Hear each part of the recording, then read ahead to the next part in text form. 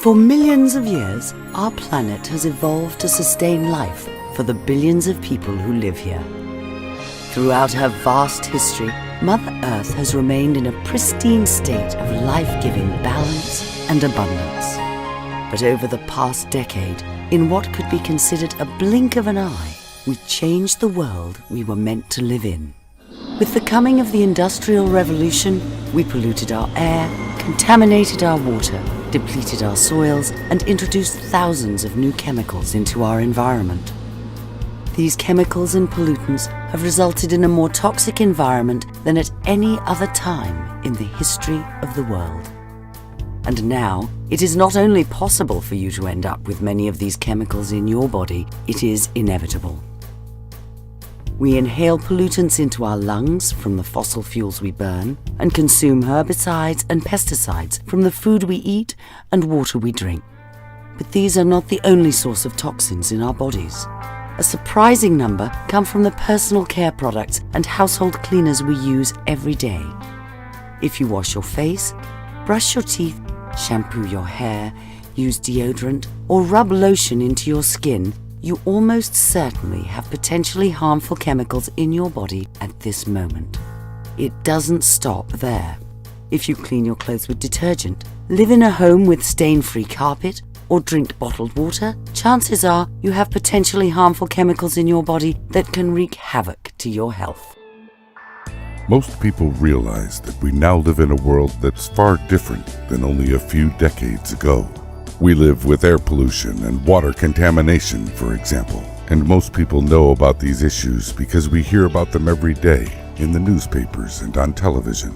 But when it comes to personal care products like hair shampoo, color cosmetics, mouthwash, toothpaste, it seems that fewer people are well informed about the potentially harmful ingredients and the potential harm they can do long term.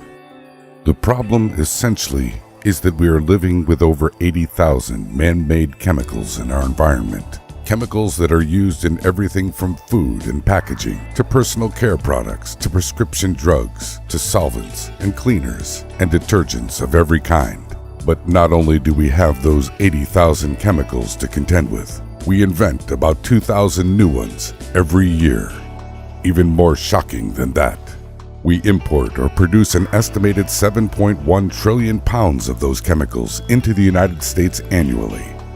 Do you think some of those chemicals are finding a way into our bodies? You can be sure they are. But the worst part is, there's no telling what kind of damage they're doing. Only 200 of those 80,000 chemicals have ever been tested for safety, and only 5 have been regulated by the EPA. What's really alarming is to look at the studies done by the EWG, the Environmental Working Group. They studied 9 different individuals and found 167 chemicals in their bodies. In another study, they looked at the umbilical cord of 10 randomly selected newborn babies and found 232 different chemicals in their bodies. We are being polluted before we even get here. That's alarming. In yet another study, 16 hormone-altering chemicals were found in 20 teenage girls. Teen girls use more personal care and cosmetic products than the average adult woman and unknowingly expose themselves to higher levels of cosmetic ingredients linked to potential health effects at a time when their bodies are more susceptible to chemical damage. Perhaps the most important question we should be asking ourselves is simply, what can we do about it? The evidence that we actually have these toxic chemicals in our bodies is overwhelming. The good news is that we can do something about this to protect ourselves. We can use personal care products that don't contain potentially harmful ingredients.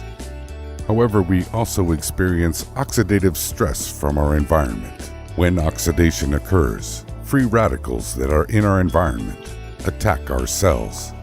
They attack our DNA, and they disrupt normal cell function, similar to the way that an old car rusts. Over time, deterioration and oxidation occur, and when finally it takes its toll on our bodies, we begin to break down. We lose energy. we become sick, and ultimately, we age. Eating fruits and vegetables can help supply our bodies with antioxidants that combat free radicals by pairing up, neutralizing them, and rendering them harmless. But is it enough? Researchers now believe our foods are nutrient deficient due to over-farming. Because of the vast number of people our planet is required to support, we have depleted our soils of vital nutrients. In the 1800s, the human race had grown to a total world population of 800 million people. In only 100 years, that number doubled to 1.6 billion. Only 60 years later, we doubled again to 3.2 billion people. And then, in an even shorter amount of time, only 40 years, we doubled again to 6.5 billion living here on planet Earth. Dr. Linus Pauling, two-time Nobel Prize winner, said, "You can trace every sickness, every disease, and every ailment to a mineral deficiency." In the 1900s, 1 in every 80 people died of cancer. Today, 1 in every 2.5 people will be diagnosed with cancer in their lifetime. By 2050, it is estimated that every person born on Earth will get some form of cancer. Consider the $400 billion pharmaceutical industry, which for decades has been the most profitable industry in America. It makes a lot more money when we're sick than when we are healthy. The average person over 65 takes between 10 and 20 prescription pills every day.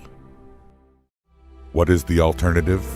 As healthcare costs continue to skyrocket, more and more people are turning to natural products to maintain and promote their health.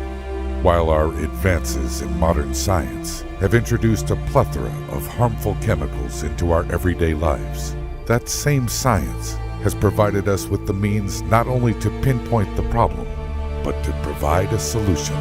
There is hope.